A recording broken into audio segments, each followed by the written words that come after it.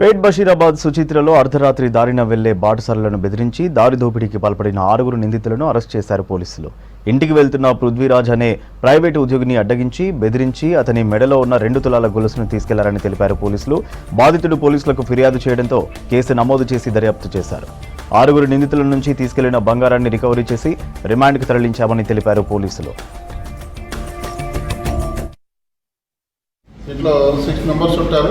వీళ్ళు drop out students, అంటే చదువు మానేసి జులాయిగా దిగడము, ఏరియాలో ఏది దొరికితే అది తీసుకుపోయి ఎవరైనా దారిలో కనబడి కొట్టి లాక్కోవడము.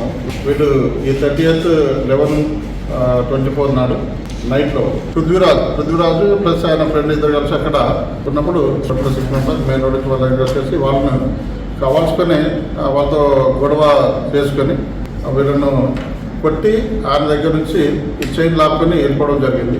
అదే రోజు ఆయన కంప్లైంట్ ఇస్తే నైట్లోనే మా ఎస్ఐ గారు ప్లస్ టీము వెళ్ళి ఆయనతో కంప్లైంట్ తీసుకోవడం, ప్లస్ అక్కడ చుట్టుపక్కల అంతా వెరిఫై చేయడం, మాకు సీనియర్ ఆఫీసర్ చెప్పడం వల్ల మేము కూడా వెళ్ళేసి ఆ ఏరియా చూసుకోవడం, మన CCTV ఫుటేజ్ తీసుకుని ఆయన పట్టుకొని ఆయనతో పాటు వాళ్ళతో మీ రిమైనింగ్ అంతా 5 మెంబర్స్ ఇళ్ళకి వెళ్ళి వాళ్ళు పట్టుకోవడం నిన్ననే